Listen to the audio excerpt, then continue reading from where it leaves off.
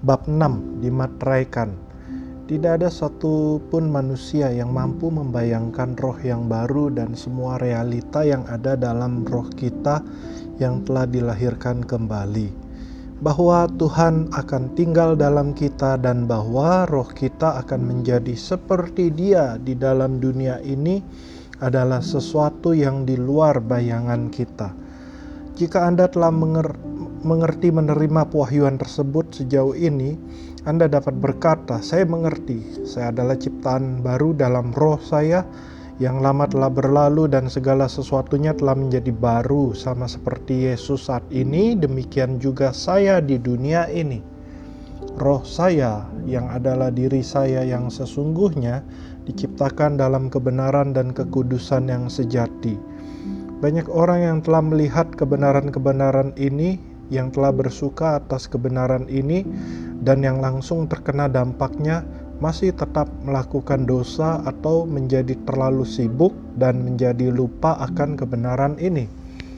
Sesuatu telah terjadi, dan mereka menemukan diri mereka sendiri kembali ke dalam situasi negatif yang sama yang pernah mereka alami sebelumnya, sebelum mereka dilahirkan kembali. Contohnya merasa kalah, kecil hati, dan lain sebagainya. Karena kegagalan mereka tersebut, mereka merasa, mungkin dulu saya telah diubahkan, tapi saya telah mengacaukannya lagi. Berkenaan dengan semua yang telah kita bahas sejauh ini, tentang apa yang telah terjadi sewaktu kita diselamatkan, mereka membantah. Itu mungkin demikian sebelumnya, tapi saya telah mengacaukannya dan itu tidak mungkin diri saya yang sesungguhnya saat ini. Tapi saya memiliki kabar baik.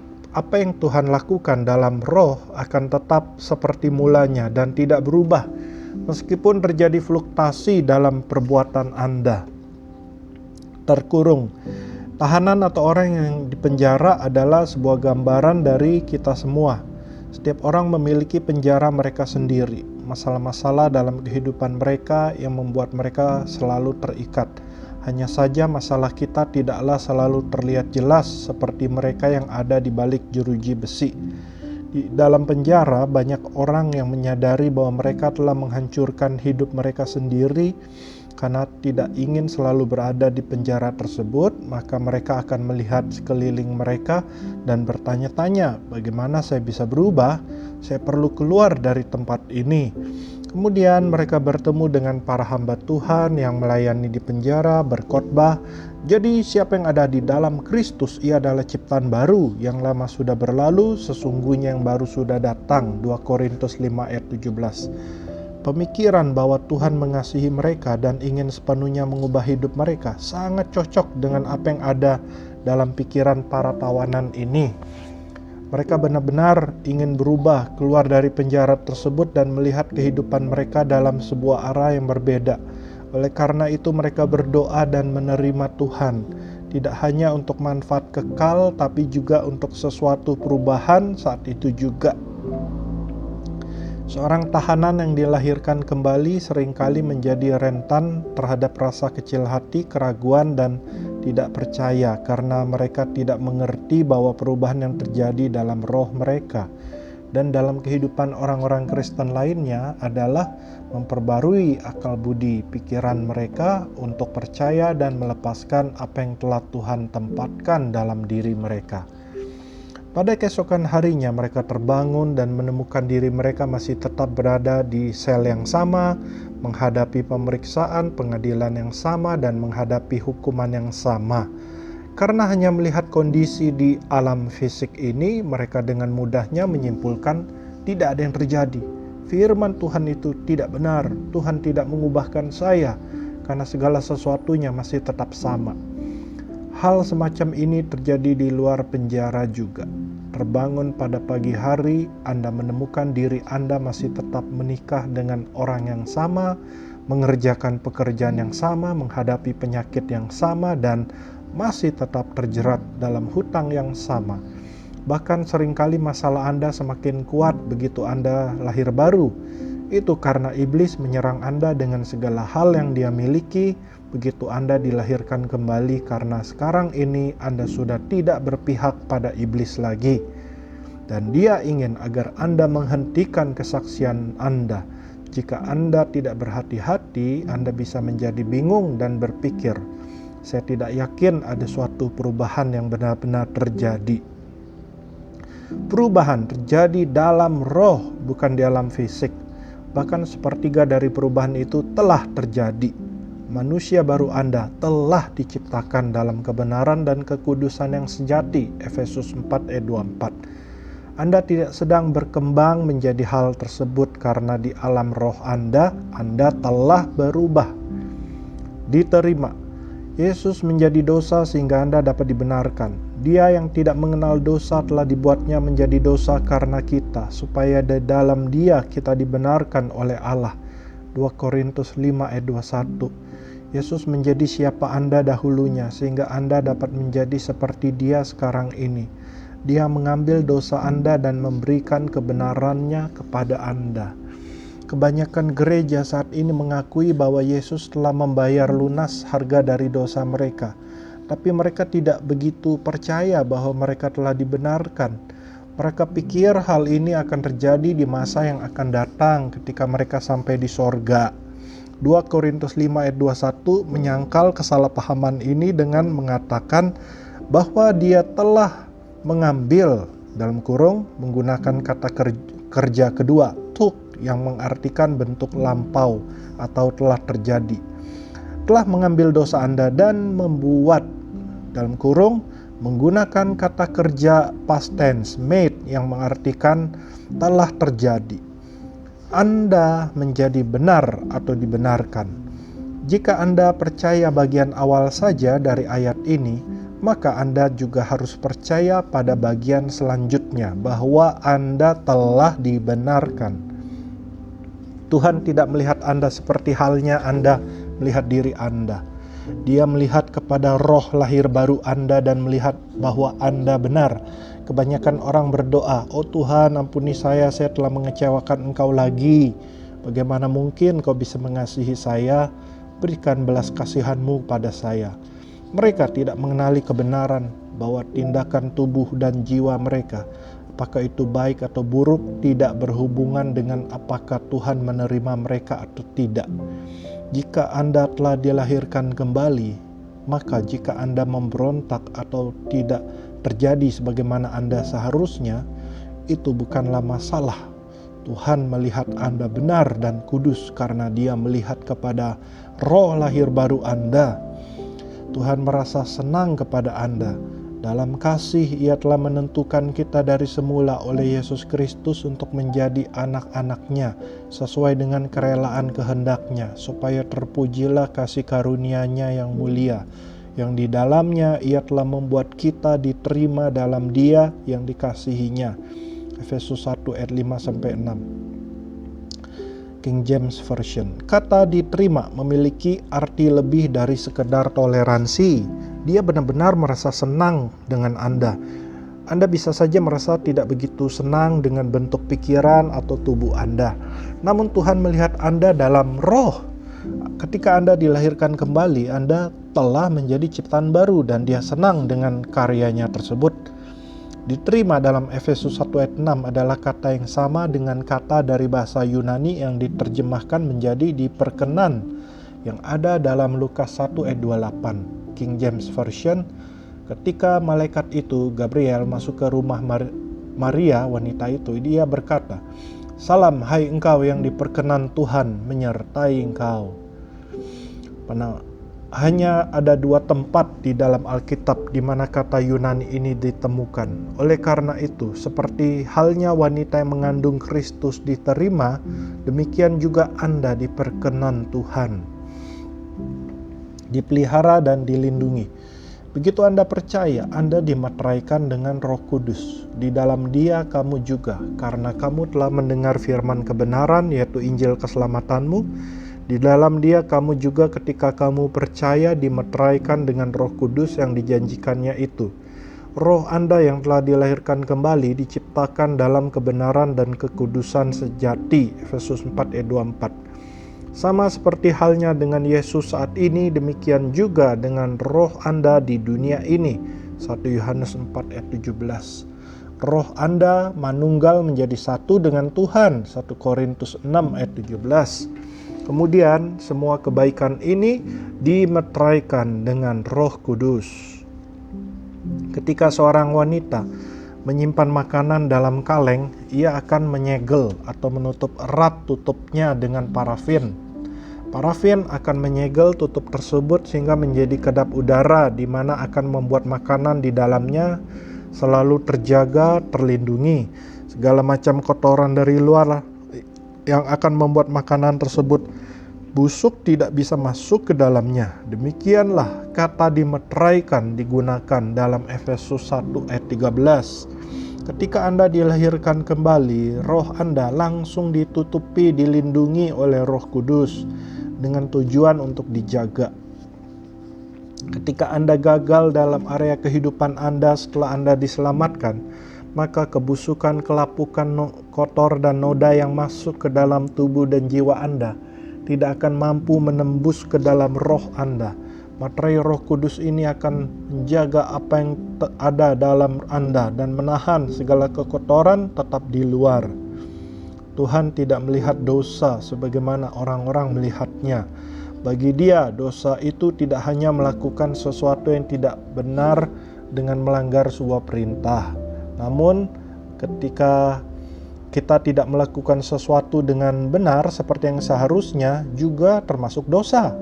Jadi, jika seorang tahu bagaimana ia harus berbuat baik, tapi ia tidak melakukannya, ia berdosa. Yakobus 4 ayat 17. Tidak ada satu orang pun juga yang mengasihi sesamanya, sama seperti Yesus mengasihi gerejanya. Tidak ada seorang pun juga yang begitu bersemangat melayani sesamanya, sebagaimana mestinya mereka. Tidak ada seorang pun dari kita yang merenungkan hal-hal yang telah dikaruniakan Tuhan kepada kita, sebanyak yang bisa kita lakukan. Oleh karena itu, menurut definisi Tuhan akan dosa, setiap orang itu berdosa.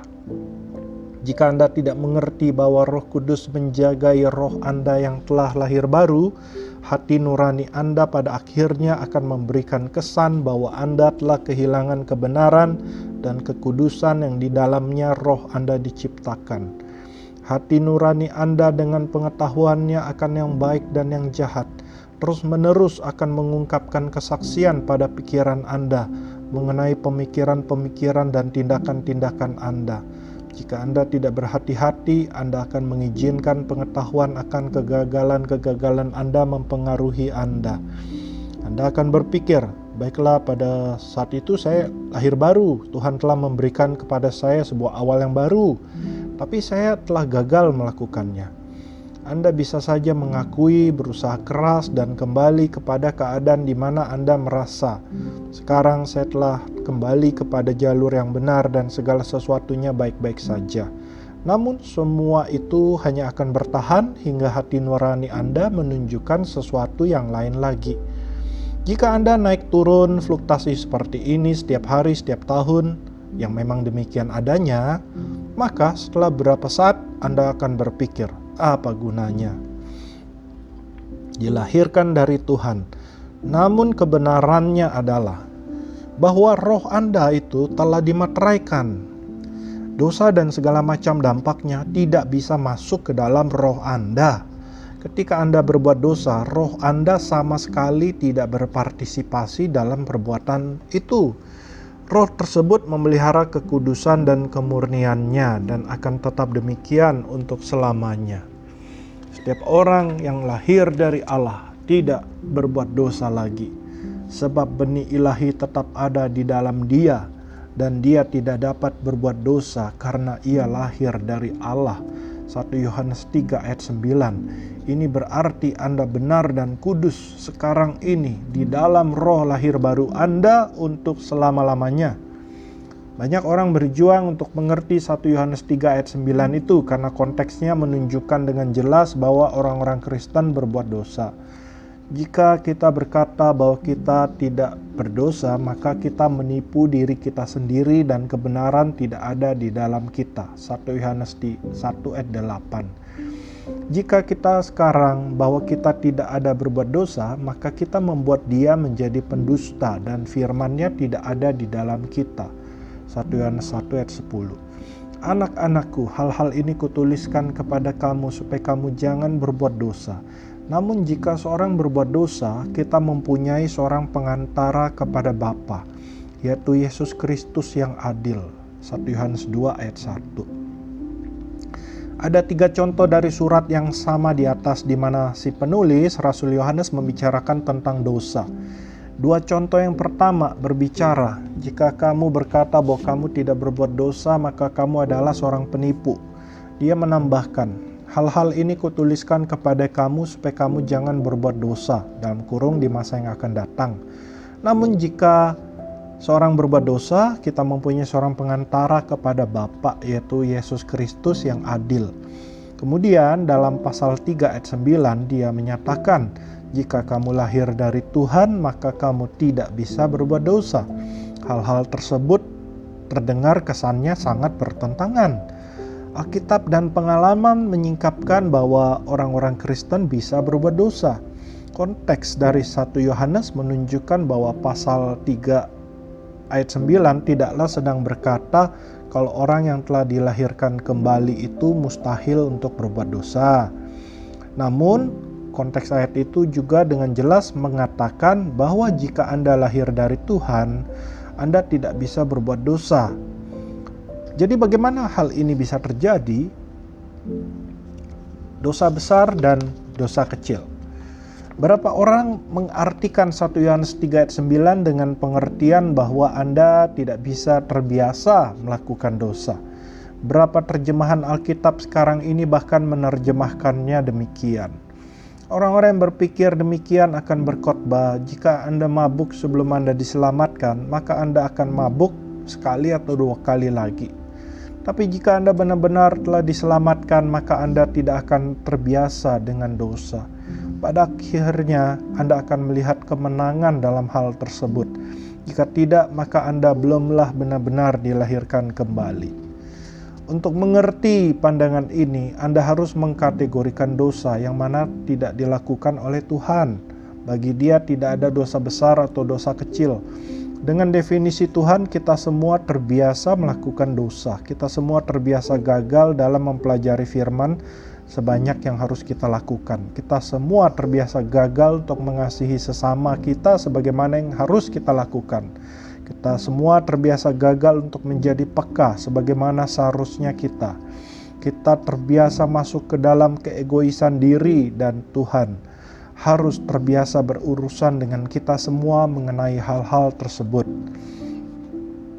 Terkadang kita juga mengabaikan hal-hal yang Tuhan sebut sebagai dosa. Sebagai contohnya, Tuhan melihat kerakusan sejajar dengan mabuk, perzinahan, dan pembunuhan. Ulangan 21 ayat 20. Kerakusan adalah sebuah dosa yang hanya bisa terjadi karena kebiasaan. Anda tidak bisa menjadi kelebihan berat badan hanya dengan makan 1 porsi besar makanan. Bahkan jika Anda memenuhi perut Anda, itu hanya akan menambah berat badan Anda lebih berat 1 atau 2 pon saja. Untuk mendapatkan kelebihan berat sebanyak 50-100 pon, Anda harus melakukannya terus-menerus. Kelebihan berat badan adalah sebuah dosa kebiasaan.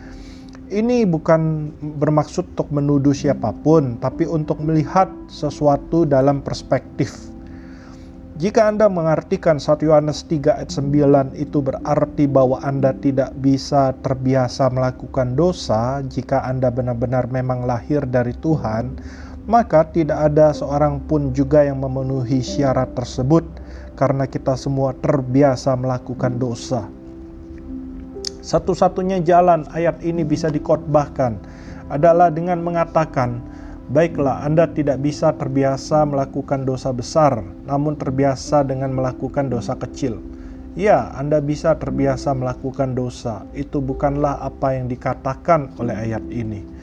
Jika Anda mengerti roh, jiwa, dan tubuh, maka interpretasi dari 1 Yohanes 3 ayat 9 itu sangat jelas. Roh lahir baru Anda adalah satu-satunya bagian dari diri Anda yang dilahirkan dari Tuhan. Jiwa dan tubuh Anda telah dibeli atau dibayar lunas, namun belum dibebaskan. Oleh karena itu, roh Anda tidak bisa berbuat dosa. meskipun tubuh dan jiwa Anda bisa berbuat dosa.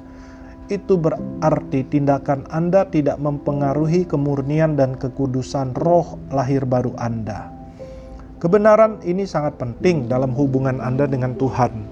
Jika Anda menghubungkan penerimaannya dengan tindakan Anda, maka Anda tidak akan pernah bisa mencapainya. Anda bisa melakukan hal-hal yang jauh lebih baik daripada orang lain, namun hati nurani Anda akan menghakimi Anda. Pada akhirnya hal tersebut akan membuat Anda tidak bisa menikmati kasih dan berkat Tuhan, karena Anda tahu bahwa Anda telah mencoba atau berusaha namun tetap memiliki kesalahan selama ini. Ketika Anda mengerti roh, jiwa, dan tubuh, Anda akan tahu bahwa roh Anda itulah yang telah diubahkan lahir baru. Karena roh Anda diciptakan dalam kebenaran dan kekudusan, maka roh Anda telah dimeteraikan oleh Roh Kudus, sehingga tidak ada dosa yang dapat menembus masuk ke dalam roh Anda. Kebenaran yang dengannya Anda telah dilahirkan kembali akan tetap tidak terkontaminasi. Karena Tuhan adalah roh, Dia akan selalu berhubungan dengan Anda melalui roh dengan roh. Tidak peduli bagaimana tindakan Anda akan selalu bisa mendekati Dia dalam roh Anda yang telah lahir baru. Itu sangat mengagumkan. Bab 7. Tebusan kekal. Ibrani 9 membandingkan hukum Taurat Perjanjian Lama dengan kasih karunia Perjanjian Baru. Apa yang telah kita terima melalui Yesus dalam Perjanjian Baru jauh lebih unggul dibandingkan dengan Perjanjian Lama. Korban penebusan dalam Perjanjian Lama tidak benar-benar dapat membebaskan seseorang. Mereka hanya ditempatkan sebagai sebuah ilustrasi dan pengingat bagi orang-orang sampai korban tebusan yang sesungguhnya tiba.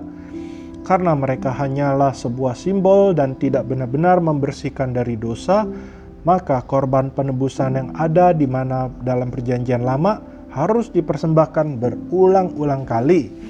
Tapi sekarang karena Yesus telah memberikan hidupnya sebagai korban sempurna bagi dosa, maka pengorbanan tersebut tidak perlu diulang lagi. Melalui Kristus, pengorbanan sempurna bagi dosa telah diadakan satu kali dan untuk selama-lamanya.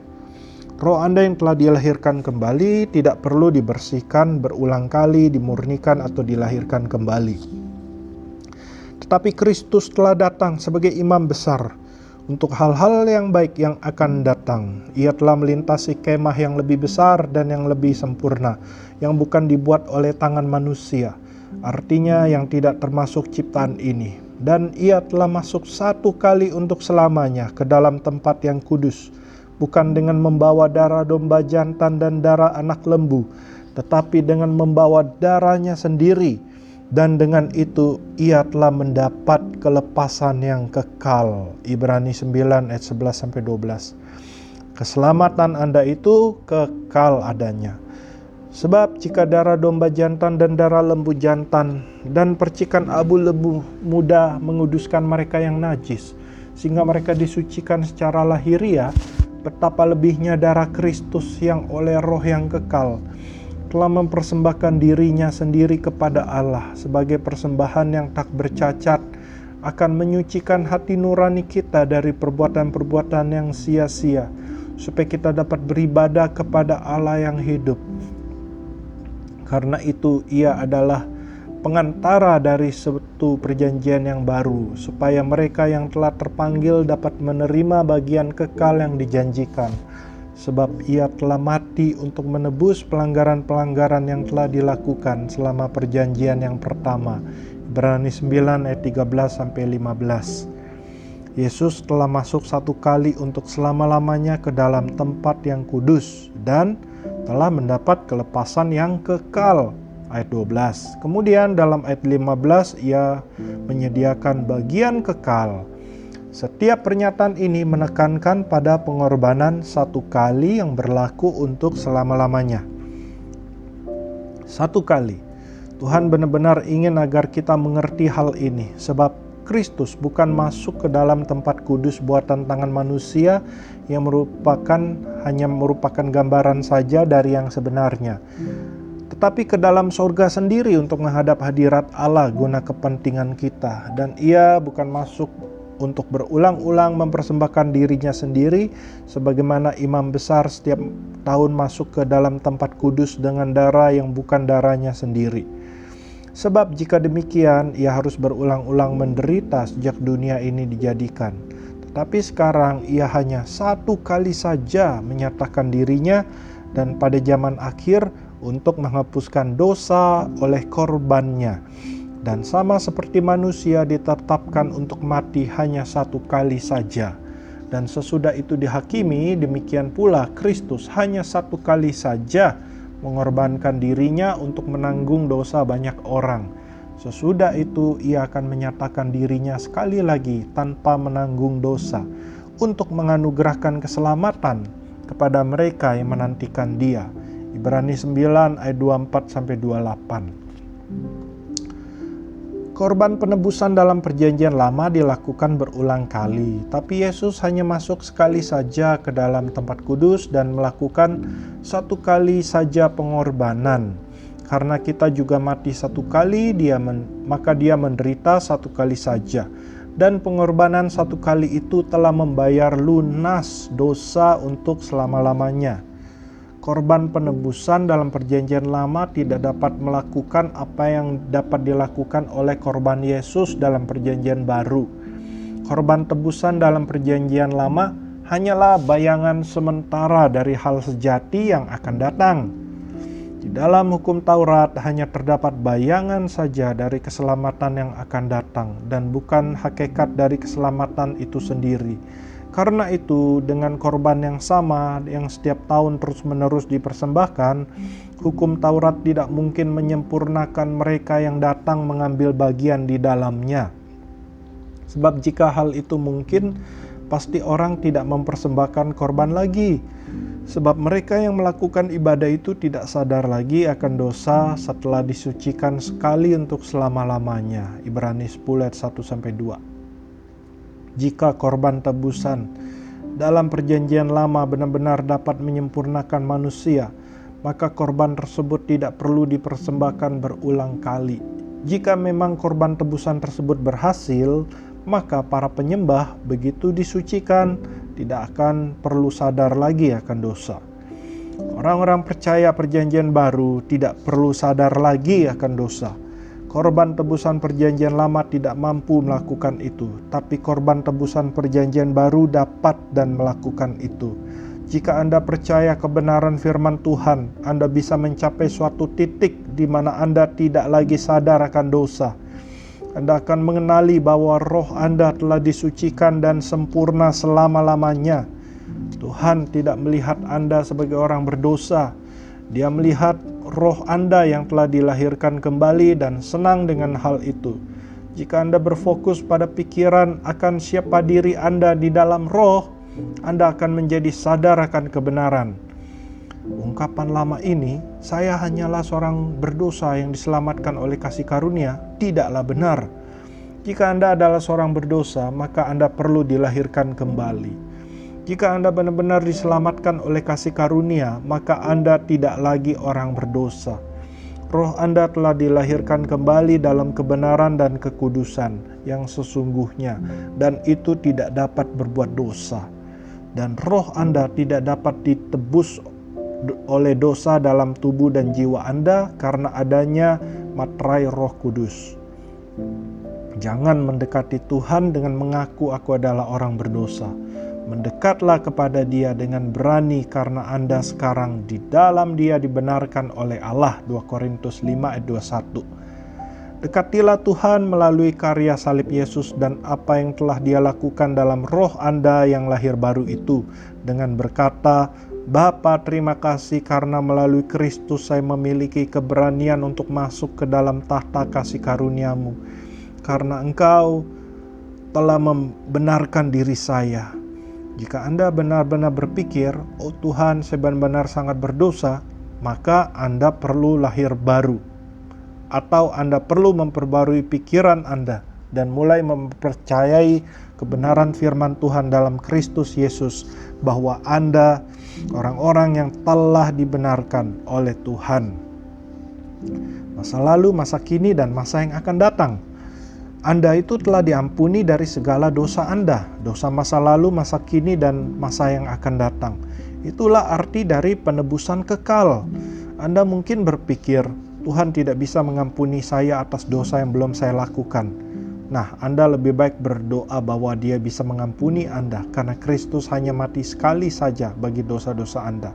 Jika Yesus tidak bisa mengampuni dosa yang belum Anda lakukan, maka Anda sama sekali tidak bisa diampuni. Mengapa? Karena Yesus Kristus telah mati di masa lalu untuk dosa lebih dari 2000 tahun lalu lamanya. Yesus telah membayar semua dosa. Dosa di masa lalu, masa kini, dan masa yang akan datang.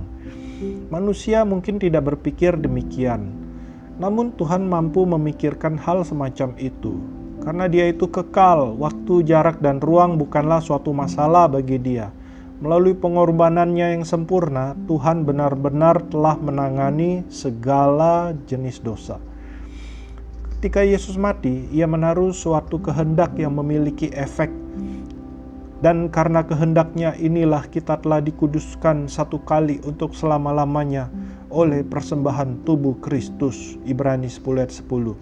Anda itu telah disucikan, dipisahkan, dikuduskan melalui penebusan Yesus Kristus sekali untuk selama-lamanya. Umumnya aliran Pentakosta itulah yang awalnya memiliki doktrin ini. Bahkan setiap kali Anda melakukan dosa, Anda kehilangan keselamatan Anda. Dan jika Anda tidak mengakui dosa Anda sebelum Anda mati, Anda akan masuk ke neraka. Meskipun pada kenyataannya Anda telah dilahirkan kembali selama 20 tahun yang lalu atau 30 tahun. Mereka dengan salahnya mengartikan ayat ini sebagai satu korban untuk semua orang. Namun, konteks tersebut membuktikan bahwa Ibrani 10 ayat 10 memiliki arti satu kali pengorbanan membuat kita kudus untuk selama-lamanya. Perhatikan semua kata yang mengacu pada waktu di keempat ayat berikutnya. Selanjutnya, setiap imam melakukan tiap-tiap hari pelayanannya dan berulang-ulang mempersembahkan korban yang sama sekali tidak dapat menghapuskan dosa. Tetapi Ia, Yesus, setelah mempersembahkan hanya satu korban saja karena dosa untuk selama-lamanya, Ia duduk di sebelah kanan Allah dan sekarang Ia hanya menantikan saatnya di mana musuh-musuhnya akan dijadikan tumpuan kakinya. Sebab oleh satu korban saja Ia telah menyempurnakan untuk selama-lamanya mereka yang Ia kuduskan. Ibrani 10 ayat 11-14 King James Version. Pengorbanan Kristus yang satu kali itu menyempurnakan dan menyucikan Anda untuk selamanya. Jika Anda masih belum yakin, Ibrani 12 ayat 23 merupakan ayat lain yang memiliki konteks yang sama. Dan kepada jemaat anak-anak sulung yang namanya terdaftar di sorga, dan kepada Allah yang menghakimi semua orang, dan kepada roh-roh orang benar yang telah menjadi sempurna. Sudah jelas bukan? Roh Anda telah disempurnakan untuk selama-lamanya, kekal. Anda tidak akan kehilangan hak Anda untuk berdiri di hadapan Tuhan seandainya pun Anda berdosa. Sungguh suatu kebenaran radikal yang luar biasa bagi gereja saat ini. Daud melihatnya. Kebanyakan orang Kristen diajarkan bahwa tindakan mereka akan mempengaruhi hubungan mereka dengan Tuhan. Ketika Anda dilahirkan kembali, Anda telah diampuni, dibersihkan, dan Anda menjadi manusia baru. Namun setiap kali Anda berbuat dosa, Anda akan kehilangan hak untuk berdiri di hadapan Tuhan sampai Anda mengakui dosa Anda dan menaruh dosa tersebut di bawah darah Yesus. Jika tidak, maka Tuhan akan menjadi tidak senang dan tidak bisa menerima Anda. Dan jika Anda meninggal sebelum Anda bertobat dan mengakui segala dosa Anda, maka Anda akan masuk neraka. Dengan kata lain, mereka sedang mengatakan bahwa Anda harus lahir baru lagi dan lagi.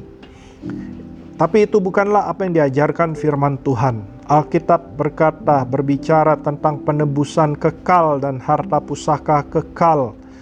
Anda tidak disucikan dan disempurnakan hanya sampai pada titik di mana Anda akan merusaknya suatu saat dengan berbuat dosa.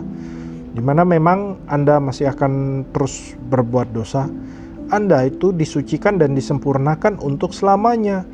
Orang-orang yang percaya bahwa mereka kehilangan keselamatan mereka dan harus mengulanginya dari awal setiap kali mereka berbuat dosa, tidak akan pernah berkembang atau melihat pertumbuhan besar dalam kehidupan rohani mereka. Mereka akan terperangkap dalam daging mereka, berfokus kepada tindakan tubuh dan jiwa mereka. Firman Tuhan menyatakan kepada Anda bahwa dosa-dosa Anda telah diampuni, masa lalu, masa kini, dan dosa yang akan datang. Daud melihat dengan iman hal ini melalui inspirasi Roh Kudus tentang betapa luar biasanya keselamatan itu. Seperti juga Daud menyebut, berbahagia orang yang dibenarkan Allah, bukan berdasarkan perbuatannya. Berbahagialah orang yang diampuni pelanggaran-pelanggarannya dan yang ditutupi dosa-dosanya, dalam kurung, dosa masa lalu, masa kini, dan dosa masa akan datang. Berbahagialah manusia yang kesalahannya tidak akan diperhitungkan Tuhan kepadanya. Roma 4 ayat 6-8 King James Version. Paulus mengutip dari Mazmur 32 ayat 1-2. Mazmur 32 ayat 2 hanya menambahkan, dan yang tidak berjiwa penipu. Daud, seorang bapa leluhur dalam perjanjian lama, telah melihat secara profetik berkat dari hubungan perjanjian baru Anda dengan Tuhan. Karena kebenaran dari roh Anda yang telah dilahirkan kembali, Tuhan tidak lagi melihat dosa dalam diri Anda. Nah, itulah berita baiknya. Bab 8. Pertanyaan-pertanyaan standar mengenai Injil. Pertanyaan-pertanyaan serius biasanya akan muncul saat ini. Apa yang sedang Anda katakan? Tuhan akan mengasihi saya dan saya tidak akan kehilangan hak saya untuk berdiri di hadapan Dia meskipun saya berbuat dosa? Apakah maksud Anda bahwa saya bisa tetap hidup dalam dosa? Tetapi, saudara, Paulus ini berurusan dengan pertanyaan yang sama tersebut. Roma 6 ayat 1. Jika demikian, apakah yang hendak kita katakan? Bolehkah kita bertekun dalam dosa supaya semakin bertambah kasih karunia itu? Jawabannya ada di Roma 6 ayat 2. Sekali-kali tidak. Jika pertanyaan seperti yang Paulus hadapi itu tidak muncul, berarti Anda tidak sedang memberitakan Injil yang sama seperti yang diberitakan oleh Rasul Paulus. Paulus berurusan dengan pertanyaan itu dalam 4 kesempatan yang berbeda. Apakah yang hendak aku katakan? Bolehkah kita bertekun dalam dosa? Sekali-kali tidak. Meskipun Anda harus menjelaskan apa yang Anda maksudkan, itu adalah sebuah pertanyaan yang wajar. Tidak ada seorang pun yang menginterpretasikan gereja-gereja saat ini dengan berkata, Anda bisa hidup dalam dosa, karena mereka terlalu sibuk berkhotbah menentang hal ini. Ini adalah pertanyaan yang tidak pernah muncul. Tipe pengajaran saat ini adalah menghubungkan kasih Tuhan dan penerimaannya dengan tindakan Anda. Oleh karena itu, pesan-pesan ini yang diberikan dalam nama Tuhan menghasilkan sebuah pembenaran karena tindakan, pembenaran diri yang didasarkan atas tindakan Anda dalam kebanyakan orang percaya. Alkitab tidak pernah mengajarkan bahwa Tuhan menerima atau menolak Anda karena tindakan Anda. Alkitab mengajarkan bahwa tindakan Anda sama sekali tidak cukup baik. Firman Tuhan mengatakan bahwa Dia menerima Anda berdasarkan apakah roh Anda telah dibenarkan atau tidak. Roh tidak menjadi benar melalui perbuatan baik atau sikap baik Anda. Kebenaran datang melalui pengakuan akan Yesus Kristus sebagai Tuhan dan Juru Selamat Anda. Saat Anda dilahirkan kembali, Tuhan memberikan Anda roh baru. Kebenaran tidak didasarkan pada tindakan-tindakan Anda. Pertanyaan berikutnya yang ditanyakan orang-orang adalah, apakah Anda sedang mengatakan bahwa bagaimana cara saya hidup bukanlah suatu masalah? Tidak, itu bukan apa yang sedang saya katakan. Paulus memberikan 2 alasan dalam Roma 6 mengapa orang Kristen harus hidup kudus. Yang pertama, sifat baru roh lahir baru Anda menginginkan kekudusan, kodrat lahir baru Anda. Dan kedua, Anda tidak ingin memberikan akses jalan kepada iblis untuk masuk ke dalam jiwa dan tubuh Anda melalui melakukan dosa. Bagaimana cara Anda hidup tidak mempengaruhi kebenaran roh Anda, namun hal tersebut mempengaruhi hidup Anda. Kekuatan dosa. Jika Anda benar-benar telah dilahirkan kembali, maka Tuhan telah mengubahkan sifat alami Anda. Bukankah kita telah mati bagi dosa? Bagaimanakah kita masih dapat hidup di dalamnya? Atau tidak tahukah kamu bahwa kita semua yang telah dibaptis dalam Kristus telah dibaptis dalam kematiannya? Roma 6 ayat 2-3. Anda tidak lagi anak iblis yang suka berbuat dosa. Anda memang masih melakukan dosa, namun itu sudah bukan merupakan sifat alamiah Anda lagi. Karena roh Anda telah diubahkan dan Anda tidak lagi menikmati perbuatan dosa.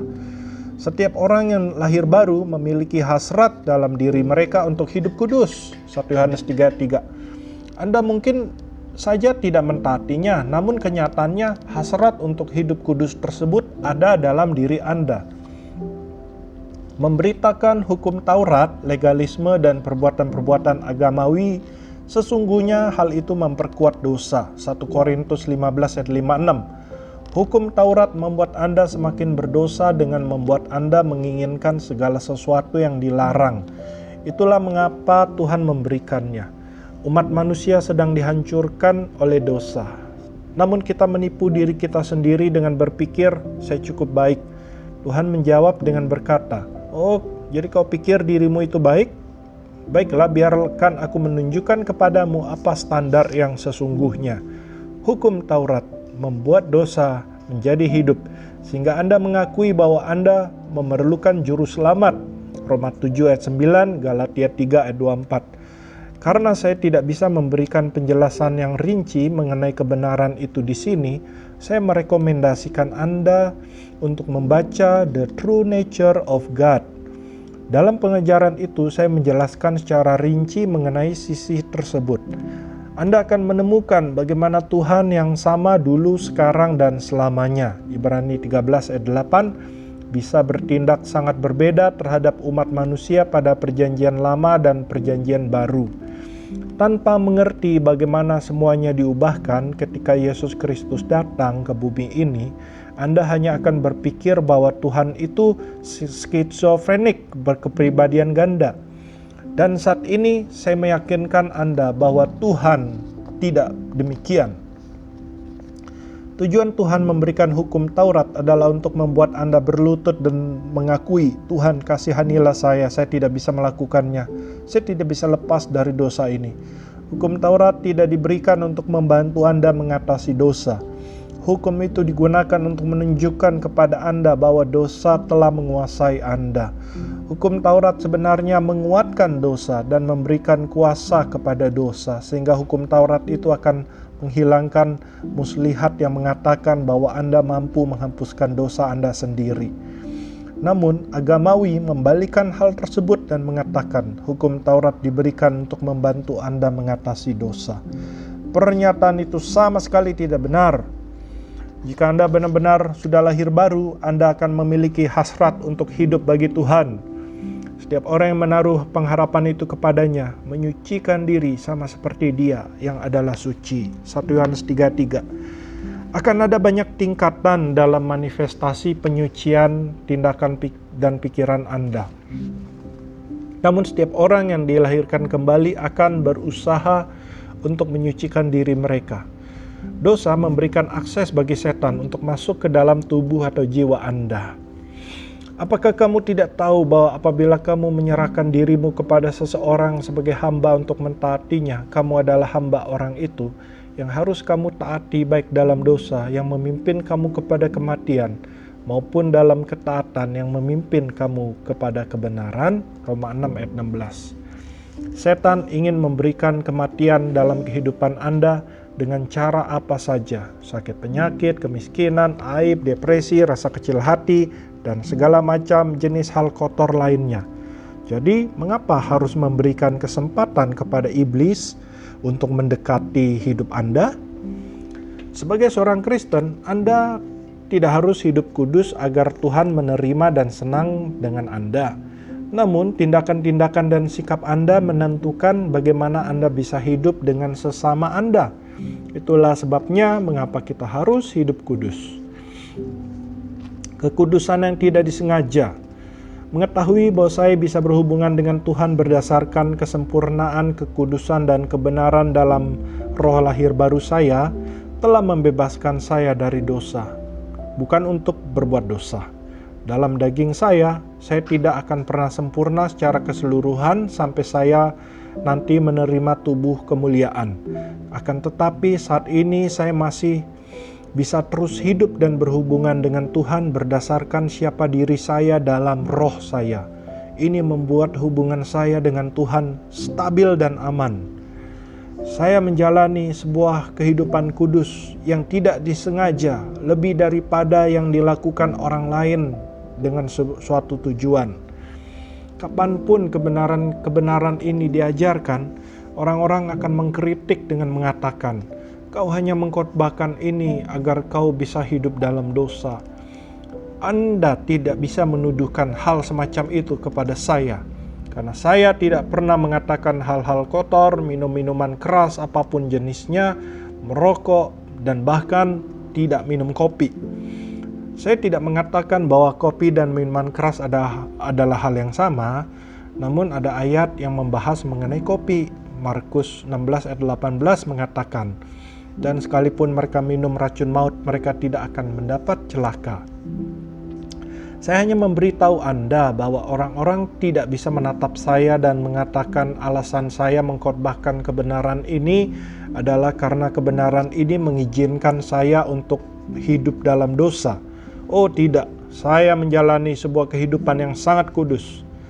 Saya tidak hidup kudus karena saya harus melakukannya, namun karena saya menginginkannya. Saya tidak melakukan itu untuk memperoleh berkat Tuhan. Saya melakukan itu karena Dia menyingkapkan kebenaran ini kepada saya dan mengubahkan hati saya. Saya ingin hidup kudus karena hal itu baik bagi saya. Hidup kudus membantu saya untuk melakukan pelayanan kepada sesama jauh lebih baik. Hidup kudus membuat saya jauh lebih bahagia daripada hidup tidak kudus. Tuhan masih tetap akan mengasihi saya seandainya saya hidup dalam dosa, karena roh saya telah diubahkan. Namun saya tidak akan mengasihi diri saya dan orang lain juga tidak mengasihi saya. Dosa melukai hati Tuhan, namun dosa juga melukai hati sesama kita manusia. Jika Anda benar-benar lahir baru, Dia akan berurusan dengan Anda sebagai anaknya, berdasarkan roh Anda yang telah dilahirkan kembali. Namun orang-orang tidak akan mengasihi Anda jika Anda mencuri sesuatu milik mereka. Jika mereka menangkap Anda, maka mereka akan memasukkan Anda ke dalam penjara, di mana Anda akan menderita, ditahan, dan disakiti. Anda tidak akan memiliki kehidupan yang indah, namun Tuhan masih akan terus mengasihi Anda. Anda masih tetap benar, namun Anda juga bodoh. Saya tidak sedang berusaha mencoba berkata keras, saya hanya berkata apa adanya saja. Hidup kudus tidak membuat Tuhan lebih mengasihi Anda, namun hidup kudus akan meningkatkan kasih Anda kepada Tuhan. Demikian juga sebaliknya, ketidakkudusan tidak akan membuat Tuhan tidak mengasihi Anda, namun hal tersebut akan mengurangi kasih Anda kepada Dia. Meskipun kasih Tuhan bagi Anda tidak berubah, namun tindakan Anda secara langsung akan mempengaruhi kasih Anda kepada Dia. Bisakah Anda melihat sekarang tujuan Tuhan bagi kekudusan? Datanglah dengan berani. Dosa tidak pernah menjadi suatu pilihan bijak, namun dosa juga tidak pernah menjadi suatu masalah antara Anda dengan Tuhan. Dia telah menangani dosa Anda dulu, sekarang, dan masa yang akan datang. Jika Anda telah dilahirkan kembali, Anda bisa datang ke hadapan Tuhan dengan berani setiap saat, bahkan ketika Anda merasa berdosa, ketika Anda merasa tidak senang dengan diri Anda sendiri, ketika Anda telah memberikan setan jalan masuk ke dalam hidup Anda Anda tetap masih bisa datang dengan berani ke hadirat Tuhan Bapa Anda dan menerima dari Dia, karena roh Anda tidak kehilangan haknya untuk berdiri di hadapannya. Firman Tuhan mendorong Anda untuk datang kepada Tuhan ketika Anda membutuhkan belas kasihan dan pertolongan. Sebab itu marilah kita dengan penuh keberanian menghampiri tata kasih karunia, supaya kita menerima rahmat dan menemukan kasih karunia untuk mendapat pertolongan kita pada waktunya. Ibrani 4:16. Janganlah menunggu untuk datang kepada Dia sampai Anda telah melakukan segala sesuatunya dengan benar. Anda bisa datang dengan penuh keberanian mendekat kepada Tuhan dan menerima kasih karunia untuk membantu Anda ketika Anda benar-benar mengacaukan segalanya.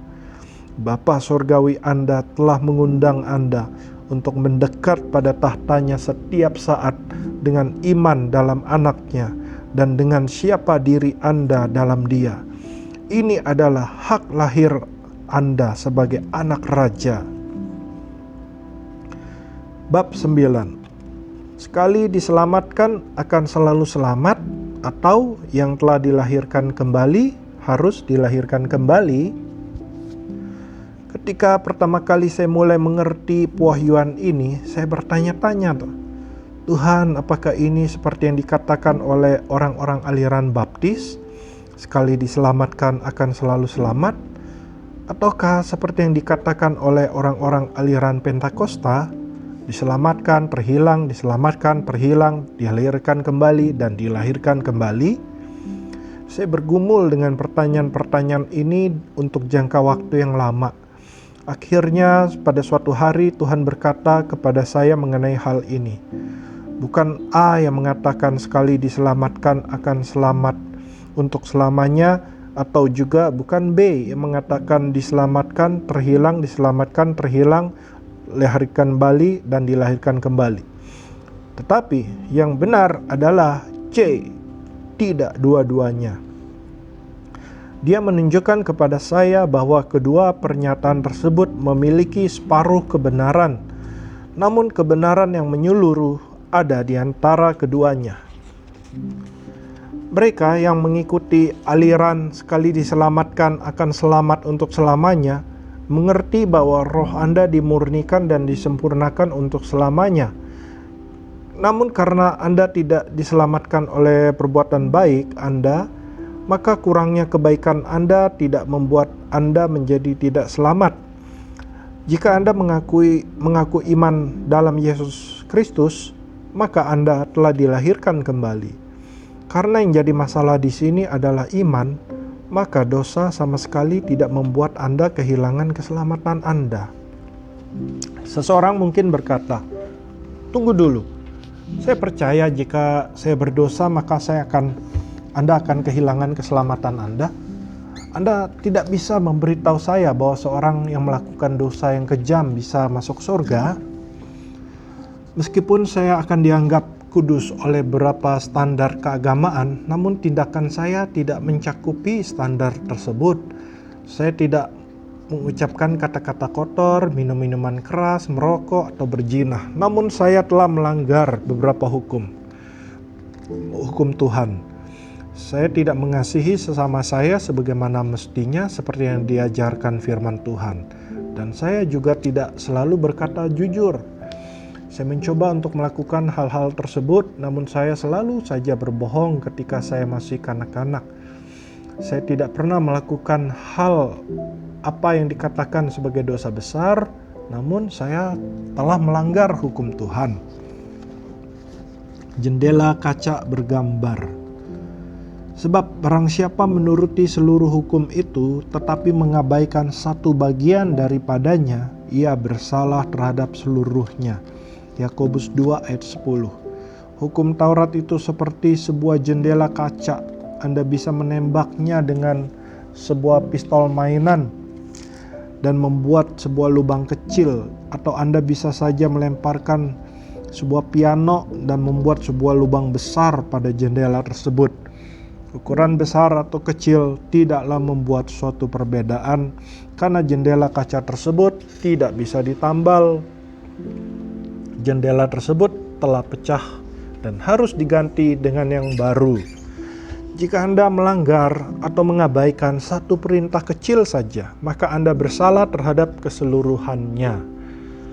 Anda mungkin tidak melanggar semua perintah Tuhan, namun Anda tidak bisa selalu melakukan apa yang diperintahkan oleh Dia. Tidak ada seorang pun juga yang melakukan semua perbuatan baik yang harus mereka lakukan. Yakobus 4 ayat 17. Oleh karena itu, semua orang tidaklah cukup baik. Mereka yang mengatakan kamu itu harus kudus, kamu tidak bisa melakukan dosa dalam hidupmu dan masih berpikir bahwa kamu ini telah diselamatkan, harus mengkategorikan dosa tersebut ke dalam dosa besar dan dosa kecil. Mereka mengatakan, saya sedang berbicara tentang hal-hal yang besar. Kamu tidak bisa memberitahu kepada saya bahwa jika seorang melakukan dosa perzinahan dan meninggal dalam sebuah kecelakaan dalam perjalanan pulangnya dan belum melakukan pengakuan terhadap dosanya, tetap akan diselamatkan? Tentu saja orang tersebut akan langsung masuk neraka. Kamu tidak bisa memberitahu saya bahwa seorang perzina akan masuk dalam sorga.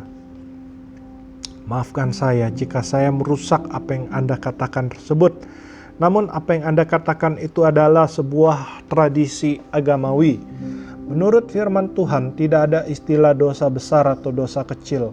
Yakobus 2 ayat 10. Jika Anda mengebut ketika Anda mengendarai mobil, maka Anda berbuat dosa. Roma 13 ayat 1-7 memerintahkan Anda untuk mentaati hukum yang ada di dunia ini dan tunduk kepada pemerintah yang ada. Mengendarai mobil Anda pada kecepatan 56 di jalur 55 mil per jam adalah sebuah pelanggaran hukum. Jika Anda melanggar sebuah perintah kecil, maka Anda bersalah atas keseluruhannya. Orang yang mengebut sama berdosanya dengan orang yang melakukan perzinahan. Dalam pandangan manusia, ada sebuah perbedaan radikal antara pelanggaran kelebihan kecepatan 1 mil per jam dengan pelanggaran perzinahan.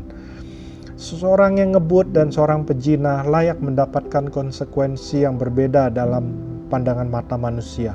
Namun di mata Tuhan, dosa itu tetap dosa. Keduanya tidak memenuhi standar kesempurnaan Tuhan.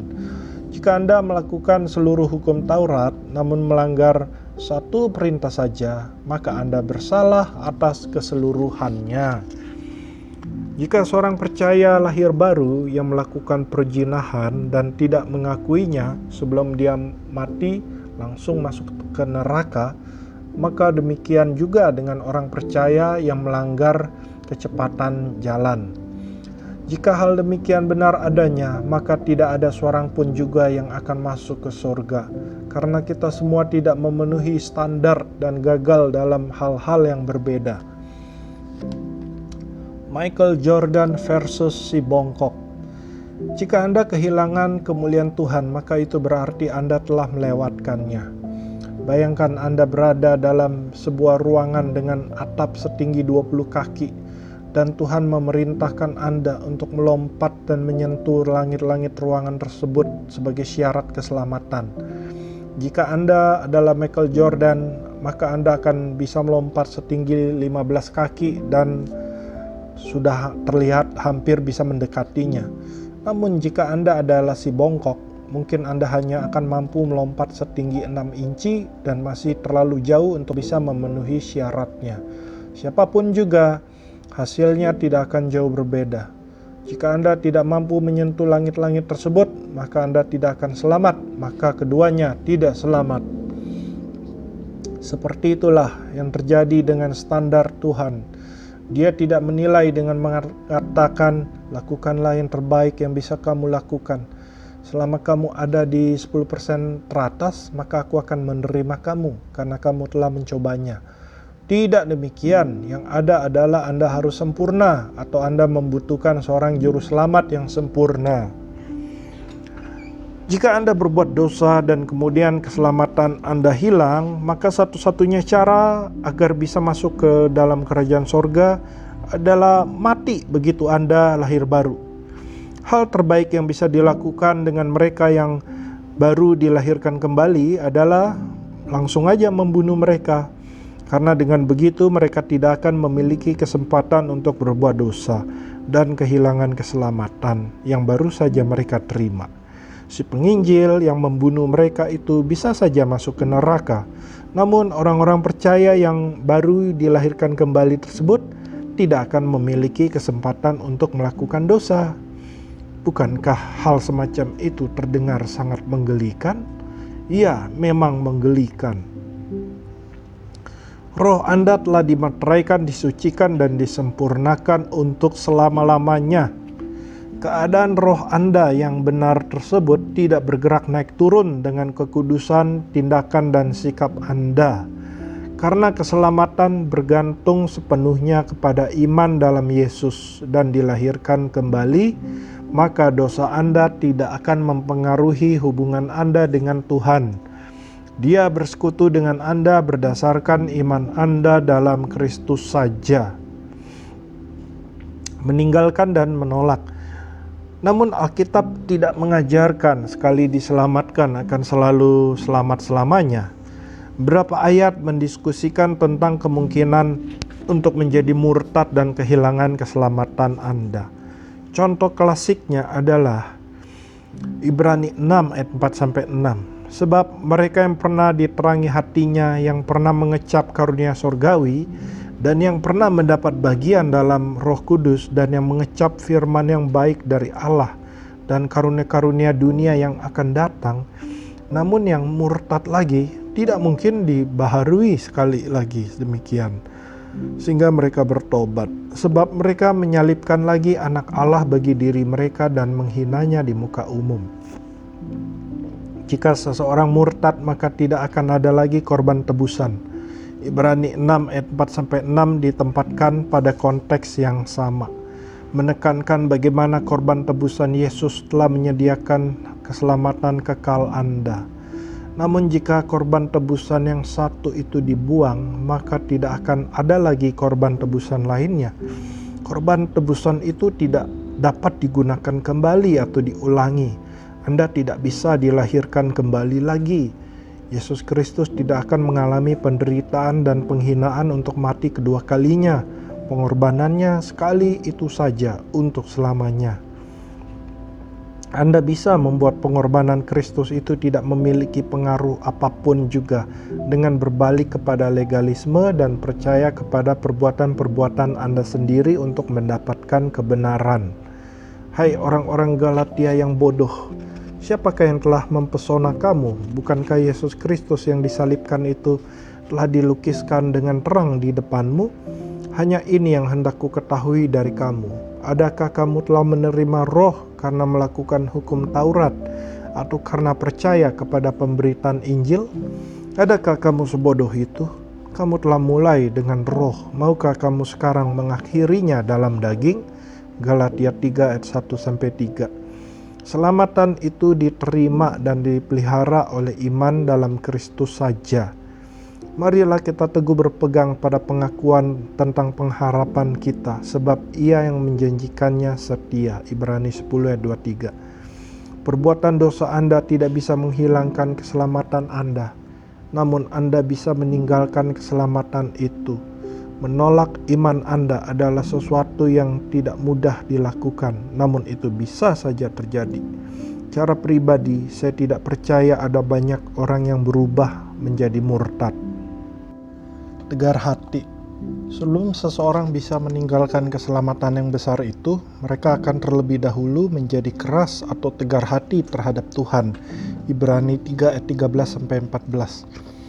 Meskipun roh Anda tidak terpengaruh oleh dosa Anda, namun tubuh dan jiwa Anda tidak demikian adanya.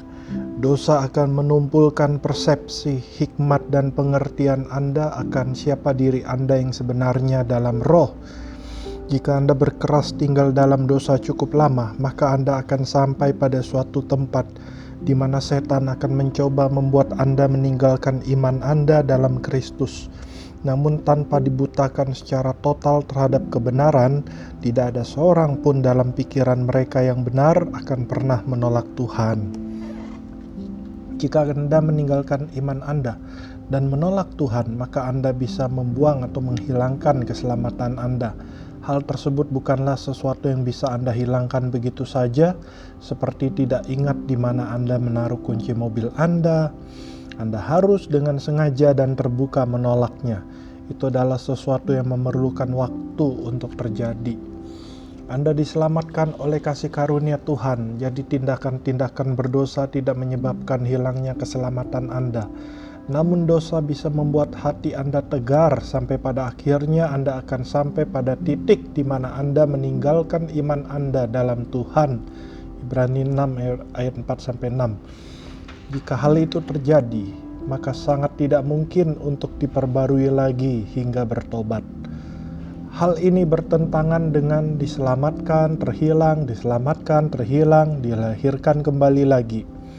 Mereka yang percaya Anda akan kehilangan keselamatan Anda setiap kali Anda berbuat dosa, juga percaya bahwa yang harus Anda lakukan adalah mengakui dosa tersebut dan Anda akan diselamatkan kembali.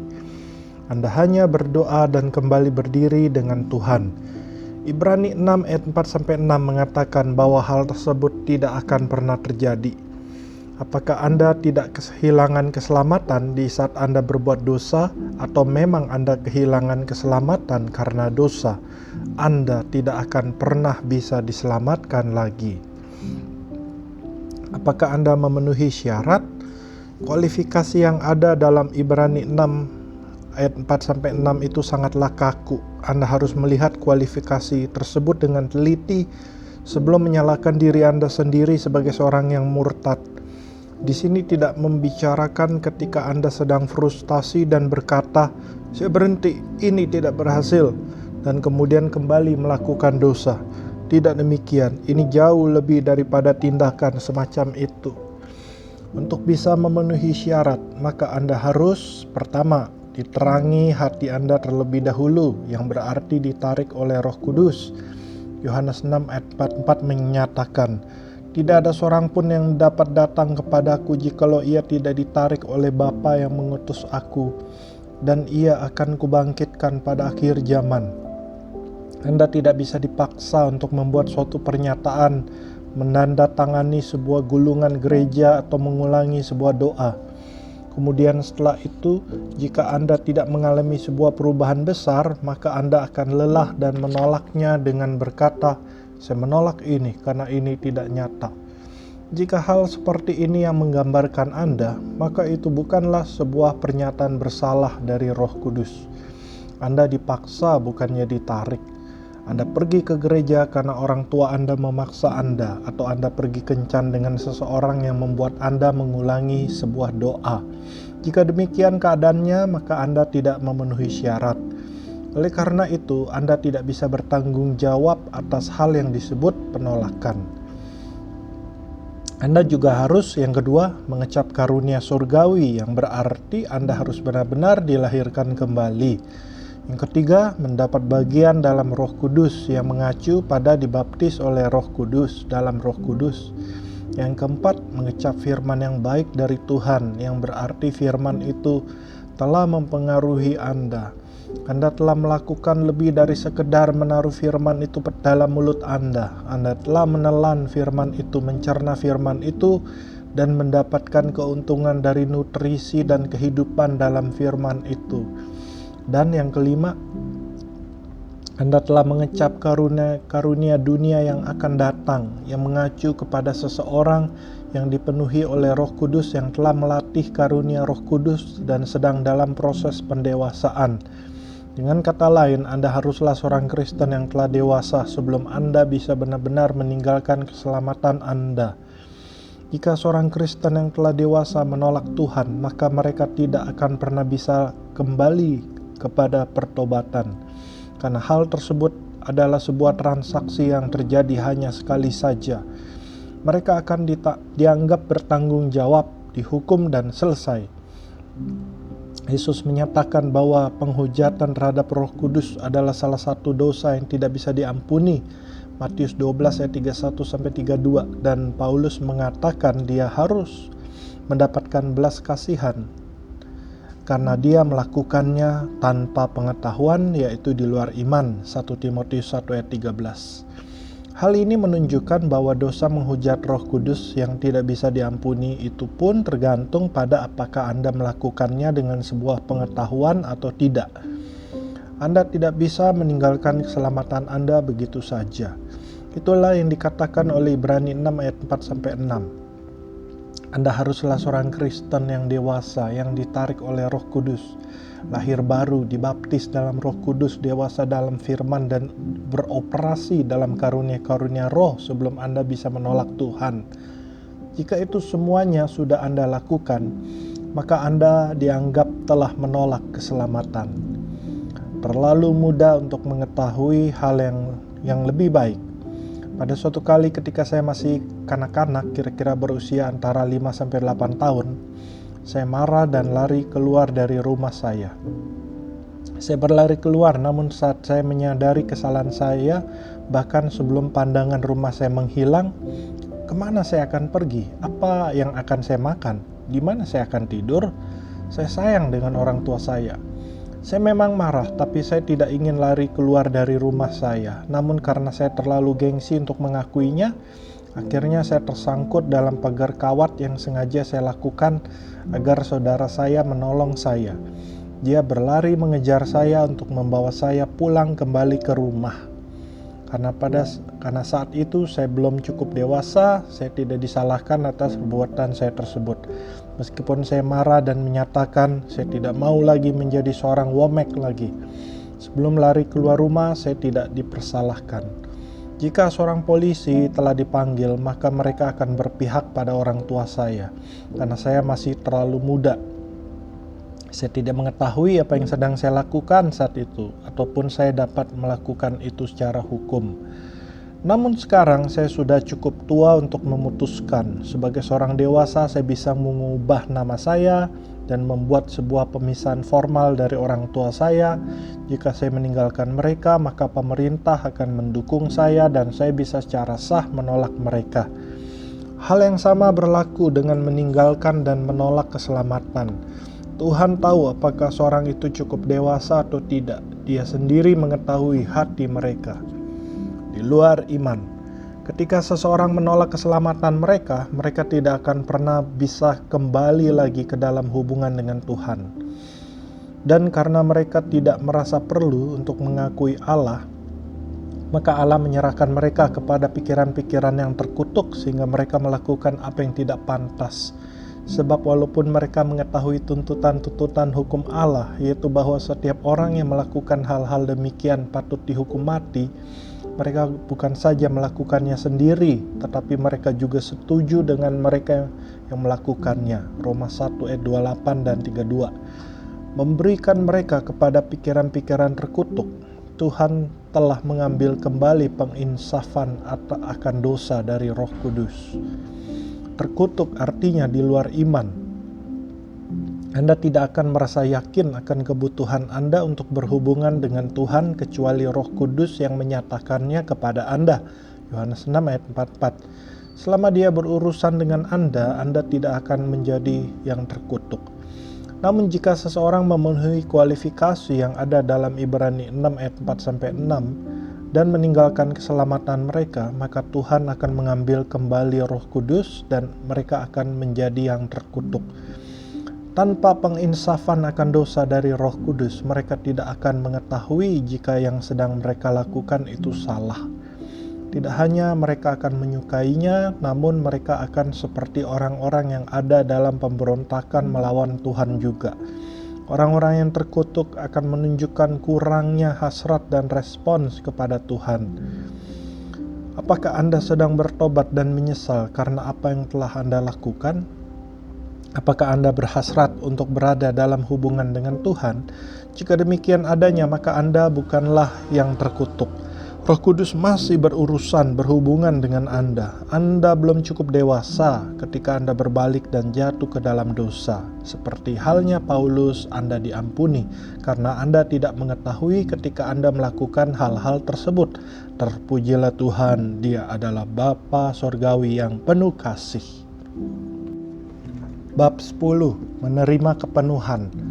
Roh saya diciptakan dalam kebenaran dan kekudusan yang sejati ketika saya dilahirkan kembali. Efesus 4 ayat 24. Kemudian Roh Kudus memeteraikan kemurnian ini ke dalam roh saya yang telah dilahirkan kembali. Efesus 1 ayat 13. Setiap dosa yang saya perbuat sekarang ini dalam tindakan fisik saya tidak bisa masuk atau mencemarkan roh saya, karena roh saya telah disucikan dan disempurnakan untuk selamanya. Ibrani 10 ayat 10, ayat 14, dan Ibrani 12 ayat 23. Roh saya yang telah lahir baru tidak bisa berbuat dosa. 1 Yohanes 3 ayat 9. Saya telah menerima penebusan kekal. Ibrani 9 ayat 12. Dan hal ini tidak membuat saya ingin hidup dalam dosa, namun sebaliknya penebusan tersebut memberikan kestabilan dalam hubungan dan kehidupan saya dengan Tuhan. Saya hidup kudus karena saya menginginkannya. Dan jika saya tidak hidup kudus, saya tahu saya akan memberikan kesempatan kepada setan dan pada sesama saya untuk melawan saya. Roma 6 ayat 16. Hidup kudus jelas lebih menguntungkan daripada hidup dalam dosa. Tuhan senang dengan saya karena siapa diri saya dalam roh. Yohanes 4 ayat 24. Ketika saya melakukan dosa, maka dosa tersebut tidak mendominasi saya seperti dahulu, karena saya tahu bahwa sekarang Tuhan telah mengampuni saya. Dosa saya yang dahulu, sekarang, dan yang akan datang. Roma 6 ayat 14. Roh saya tidak ternoda sama sekali. Karena Tuhan itu adalah roh, maka saya harus bersekutu dengan Dia melalui siapa diri saya ini dalam roh. Hubungan saya dengan Tuhan itu bersifat konstan, tetap adanya. Dia selalu mengasihi saya. Dia selalu senang dengan saya. Diri saya yang sesungguhnya, saya yang telah dilahirkan kembali. Roh saya. Efesus 1 ayat 6, King James Version. Itu adalah bagian dari saya yang dikasihi Tuhan, dan apa yang akan saya kasihi. Saya tidak terpikat dengan tindakan dan kedagingan saya. Saya tidak suka dengan beberapa yang saya lihat, lakukan, dan pikirkan, namun saya telah menyadari bahwa ada bagian dari diri saya yang telah menjadi baru. Dalam roh saya bersuka cita dengan apa yang telah dilakukan Yesus, dan saya menaruh keyakinan saya atas hal tersebut. Karena saya berjalan dalam roh bukan dengan daging saya, maka saya mengalami damai sejahtera, sukacita, dan kehidupan Tuhan dalam kehidupan sehari-hari saya. Hidup saya stabil, saya tidak merasa sepertinya saya kehilangan segala sesuatu setiap kali saya berbuat dosa. Saya tidak berpikir bahwa saya perlu untuk dilahirkan kembali lagi dan memulai seluruh proses pertumbuhan lagi. Konsep satu langkah ke depan dan dua langkah ke belakang sama sekali telah lenyap dari diri saya. Ketika saya jatuh ke dalam dosa, saya hanya berbalik dari dosa itu. Saya bertobat dan kembali ke jalur dengan apa yang telah diperintahkan Tuhan untuk saya lakukan.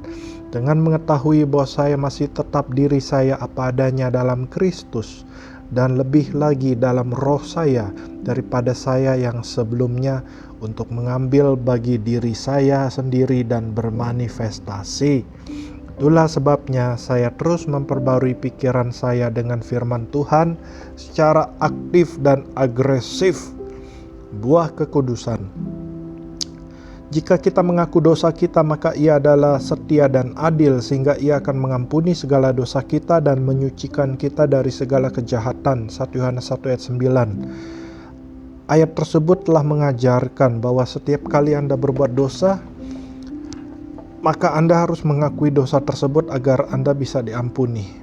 Jika memang seperti itu artinya, maka hal itu akan menjadi sebuah beban yang berat bagi Anda setiap kali Anda berbuat dosa. Agamawi mengkategorikan dosa, namun firman Tuhan jauh lebih inklusif. Dosa bukanlah hanya ketika Anda melakukan perbuatan yang salah, tapi juga ketika Anda gagal untuk melakukan apa yang benar. Anda sadar akan beberapa perbuatan dosa, sedangkan yang lain tidak menyadarinya. Jika Anda harus mengakui setiap dosa sebelum diampuni, maka tidak ada seorang pun yang mampu memelihara keselamatan itu. Oleh karenanya, saya yakin itu bukan arti dari ayat tersebut. 1 Yohanes 1 ayat 9 mengacu pada saat di mana Anda pertama kali datang kepada Tuhan. Jika pengampunan tergantung pada pengakuan Anda atas segala dosa yang Anda lakukan dan kegagalan untuk berbuat apa yang benar, maka keselamatan berada jauh dari jangkauan karena banyak yang akan Anda lupakan.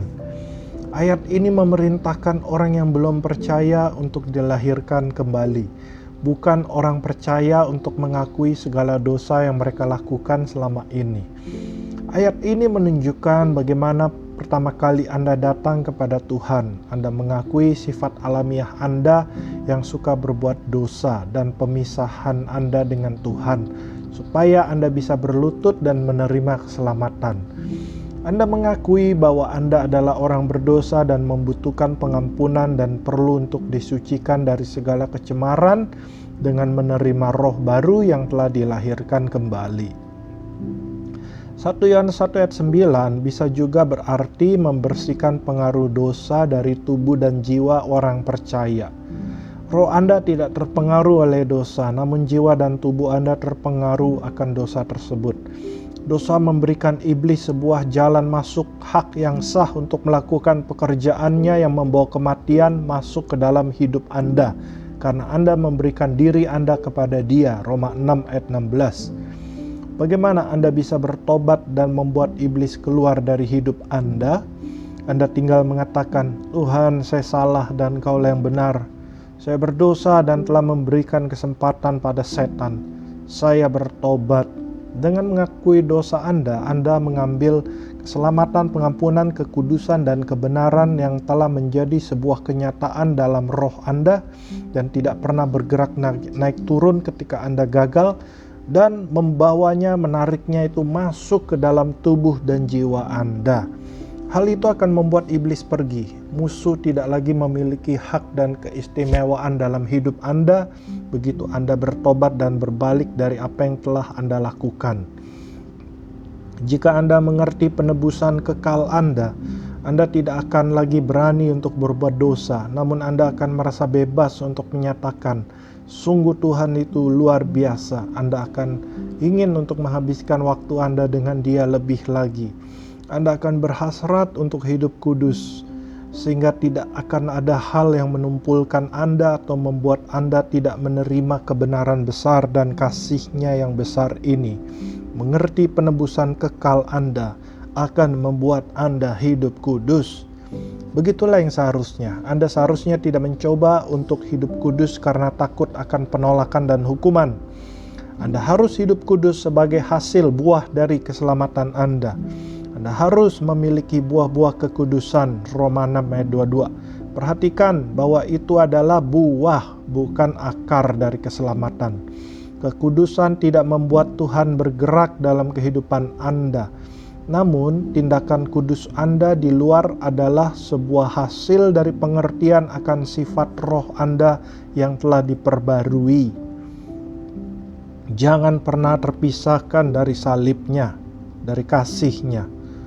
Hal ini telah mengubahkan hidup saya. Itu telah memberikan sebuah keyakinan yang mendalam dalam hubungan saya dengan Tuhan, karena saya tahu bahwa Dia mengasihi saya.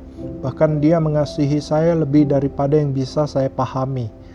Setelah perasaan hangat karena pertemuan saya dengan Tuhan menghilang karena tindakan-tindakan saya berpikir, baiklah, Dia mengasihi saya saat itu, tetapi saya tidak yakin apakah Dia masih mengasihi saya sekarang, karena saya saat ini merasa tidak layak. Kemudian saya menyadari bahwa roh saya yang telah lahir baru itu benar dan kudus.